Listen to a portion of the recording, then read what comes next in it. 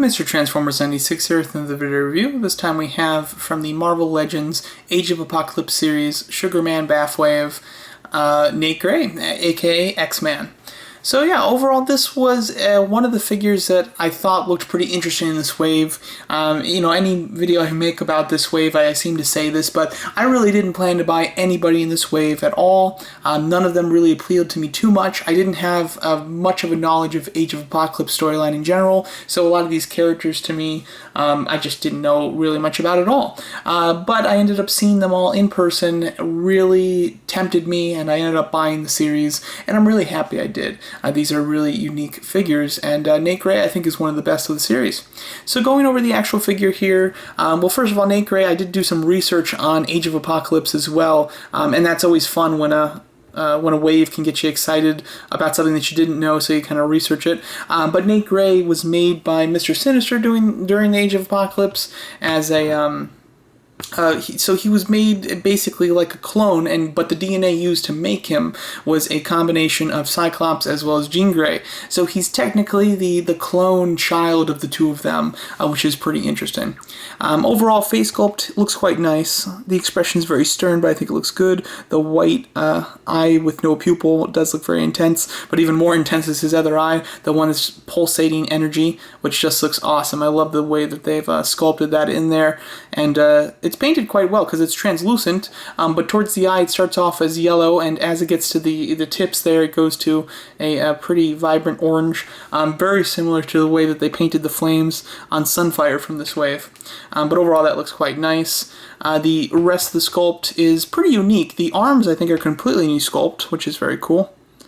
And then the jacket looks nice. Now, he does have very much a cartoon type of look to him, in my opinion. He looks very X-Men animated show type styled. And I think that's really to do with the fact that they made him very broad at shoulders and then very thin waist. But I think that I don't know, I feel like that they made the body like small because he was going to have a jacket on, and because of that, like, that works for the top. But the jacket's so shortly cut that you do see like the small bottom, so I wish that they almost bulked up the waist a little bit so that it didn't look so like kind of cartoon styled with the huge shoulders, tiny little waist. You know, it's fine to be like that to some degree, but it's like a cartoony proportion almost, but it gives him that X-Men animated look, which I actually think is quite cool.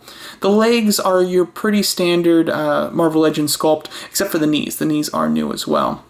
But a lot of new stuff, you know, basically a completely new sculpt except for the legs, which is impressive. As far as the hands, he has one side that's fist on his right, and then on the left he's got opened, you know, more kind of expressive hand sculpt that can be used for like power, emotion, whatever. Overall, I do think that it looks quite nice. Paint-wise, he is just really one solid color. He's a dark blue with yellow highlights, with a dark color with a very light color as the highlights. Most of the times there would be a lot of bleed through.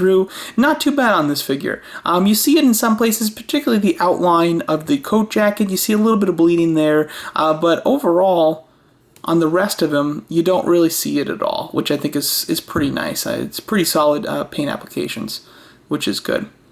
But overall, a nice looking figure. Articulation wise, he's got a ball jointed head that is really, like, they left a lot of room in there, so you can get a lot of movement just with the ball joint. But then on top of that, of course, you have the hinge, which can allow him to look down very far and up an incredibly amount. I mean, he can look up huge. If that collar wasn't there, it would be even more extreme. He has an ab crunch, which even with the coat on, you can still manipulate quite well. It doesn't go back a ton, but it goes forward quite a bit, which is nice. Ball hinge shoulders with a bicep swivel, double hinge elbows, hinge swivel wrist. He's got a swivel at the waist, ball jointed thighs with a thigh swivel, double hinge knees, swivel at the calf, and then hinge pivoting ankles, which work quite well. So articulation is pretty superb, but pretty, you know, standard for Marvel Legends, so that's always good. Not lacking really at all. Overall, a nice figure. I think he's a solid sculpt. I think that he looks cool. He's got that animated look, which in my opinion is a plus. I actually think that it looks neat because although he's got an animated look and style, it doesn't mean that he can't be displayed with the comic figures. I think that he fits in perfectly with comic figures, but he's got that bit of an animated flair, which I think is quite cool.